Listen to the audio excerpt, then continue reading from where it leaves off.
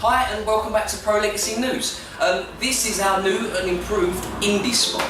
Basically, after updating everybody with artists and videos online on our website, prolegacyhq.com, we have decided that we're going to expand into all things indie, including movies, games and other sorts of music. Over this first week for our games video, we've been getting to grips, like most other people on the internet right now, with the Stanley Parable. This is the story of a man named Stanley. Stanley worked for a company in a big building where he was employee number 427. To explain the gameplay of the Stanley Parable is not easy. The controls are very, very simple, but the game is far, far from linear.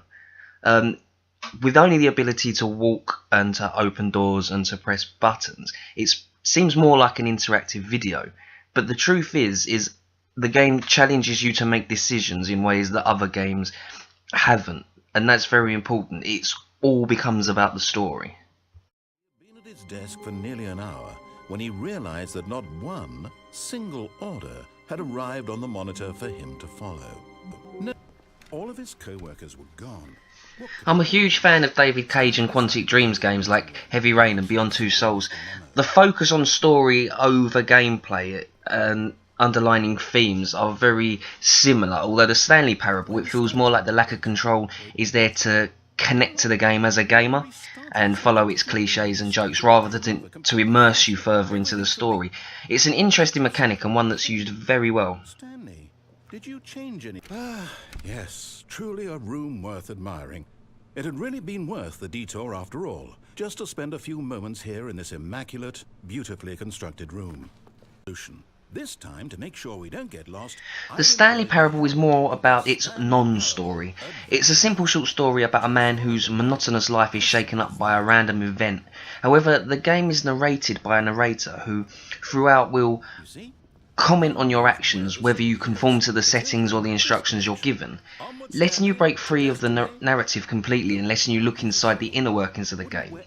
It manages to lampoon its genre by giving you the freedom to do not what you're told, but in consequence of that, breaking the game in different humorous ways and leading you to some real thought-provoking conclusions, which I don't want to spoil here. No, this isn't right at all. You're not supposed to be here yet. This is all a spoiler. The narrator is the star of the Stanley Parable. He is the vocal personification of the developer's true message behind each path and each ending, of which there are around a dozen. The remarkable scripting questions you as a gamer and your actions, not just making you consider the meaning of the game, but why you behave a certain way. It's this that makes the game unique, forcing you to consider why you play a game as you play it, and not just what effect it'll have on the narrative.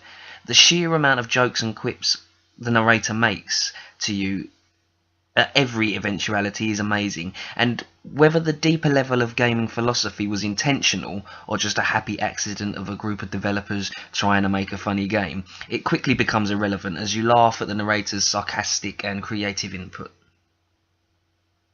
In order to get back, he needed to go, from here, it's, left. Oh, no, it's to the right, my mistake. Follow the line. How simple It's hard to predict what you as a gamer will take away from the Stanley Parable, as it's so different to so many people.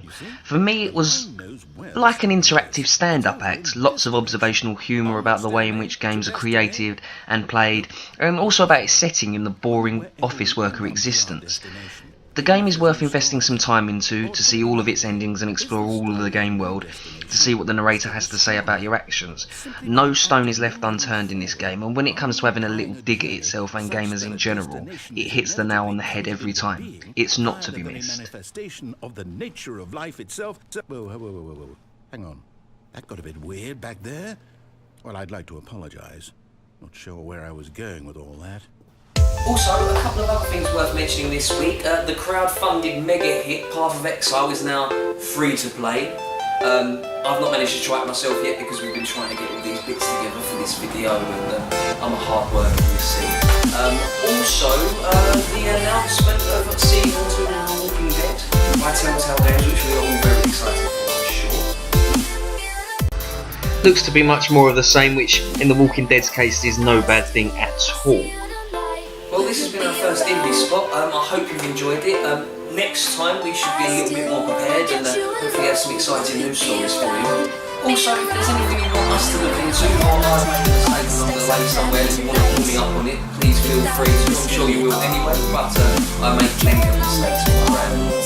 So, thanks for listening to us, and we'll see you next time.